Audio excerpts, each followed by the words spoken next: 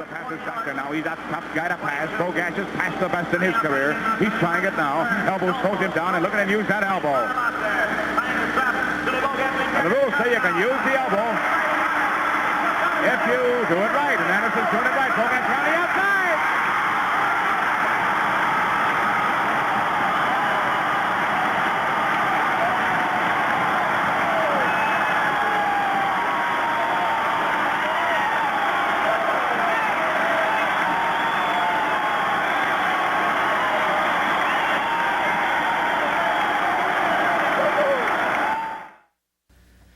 Hi, I'm Joel, and I hope that in the next 5 minutes you get an idea of how incredible the roller derby really was. Started on a hot August day back in 1935, and my mom and dad were there. They also became two of the most recognized skaters in the derby. They like to think of themselves as true blue athletes, but I secretly know they're responsible for turning it into the outrageous, crazy sport that it became. My mom known as the fighter and my dad known as the villain. And here they are in a recent interview.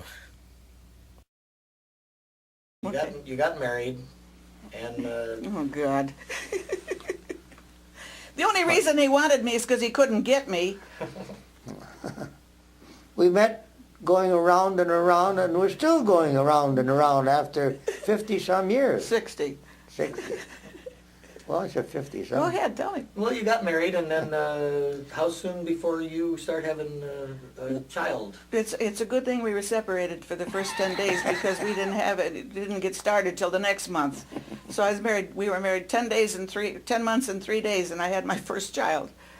Why were you separated for 10 days? Because they wouldn't let us sleep together. You were married? Yeah. You had a car, though, didn't you? Yeah, I had a car. Shut it off for a second. Mom, how did you hear about the roller derby? Through Joey Ray, who was an Olympic runner in the 1920s. And I was babysitting 5 of my nephews and nieces one day while their mother went shopping, and he came down to see me. He said, can you skate? And I said, well, I can stand up on them, that's about all.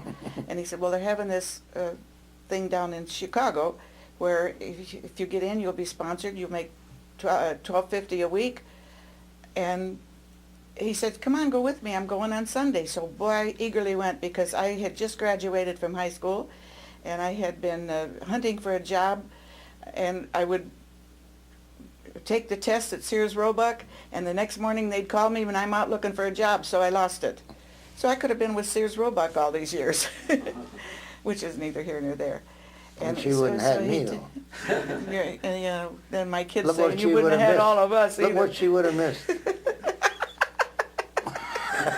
Not according to her boy. viewpoint, though, yeah. If you just skated in the derby, you were a plotter. You ran with the pack. If you had a personality and you used it and you caught the crowd's fancy, then you got to be a top skater. And you necessarily didn't have to be the fastest, but you had to have magnetism. It's like the movies. You get some guys that beautiful, good-looking guys. You got other guys who they look like a mud fence. I just want to show you this real quick. This picture here is you and Joe Niagara here and Wes Aronson. Yeah. What's you're wearing white and he's wearing black. We were kind of the heroes, the white boys, and the ones with the black were the ones that the people decided they didn't care about too much, because they were kind of rough on the white shirts. Did you catch that? Is that true?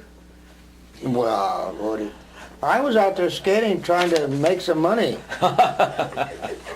You didn't have to knock me down. Well, they'd get in our way, you know. We had to do something to get them out of there. If it'd be like nobody was looking, why kick them or kick their feet from under them or get them up to the rail but you had to do things like that. Yeah, but Because, Joe, well, you had to be competitive. you What? guys were mad because the girls wanted our autograph. Oh, and then, now like he says, you know, the people decided that they didn't like us because we wore black shirts. Well, tough. But we had our own following. In fact, I remember where it was Cincinnati, where a father and daughter would be there practically every night. A young girl, about 9 or 10 years, 11 years, whatever. And she was my fan. Every time we appeared in Cincinnati, she was there. And she kept in contact with me, wrote me letters and sent me little gifts. But we had our own following. Besides little kids, we had other people following us too. Well, But I don't want to get into that. 1937, less than 2 years after opening day of the roller derby, tragedy strikes. The bus in which the skaters, their nurse, and her 4-year-old daughter traveled on crashed, killing everyone on board but 3. Roller derby creator Leo Seltzer considered shutting down the derby, but the remaining skaters convinced him to go on. New skaters were trained, and the derby continued setting up the track in every major city across America. Yeah, your dad, myself, I think it was Stampley and Tommy Atkinson. Your dad had a Ford, and we went from Chicago to Cincinnati. And we went to the show that day. And we got back, what girls were there, they were crying. We went, what's the matter? Did you hear the bus tipped over? We didn't know what would happen. Then we heard about the fire, and oh boy. So we were all prepared, well, we were going to go home. Well, they said, well, we'll send you home. And then somebody said, why don't we? They would want to go on. And we figured, the group says, I think they would have wanted us to keep going. So they got some skaters out of the roller rink that they owned in Chicago and a few others. And we delayed it a few days, and they made a race out of it.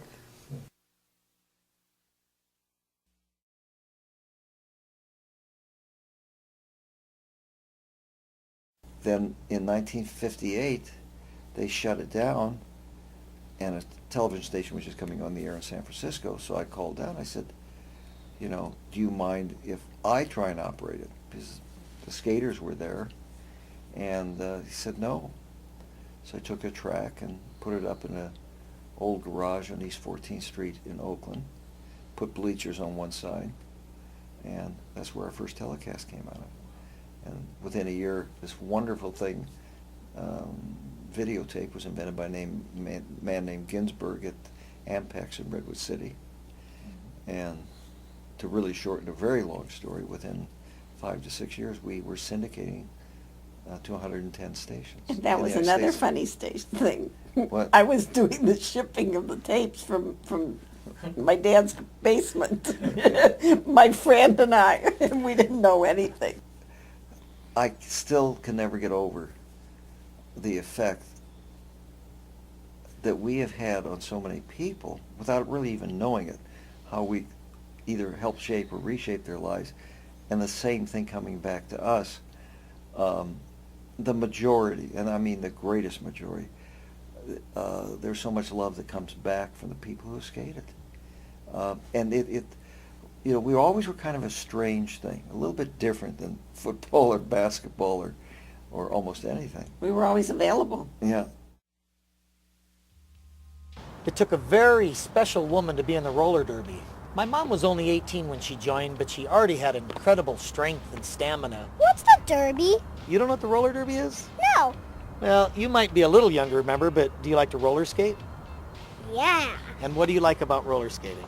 The wind blowing in my hair. Well, then you like the speed, don't you? Yeah. Well, my mom liked the speed, too. In fact, my mom holds the world's record for the quarter mile, but maybe she could tell us about that. Where is she? She's right there.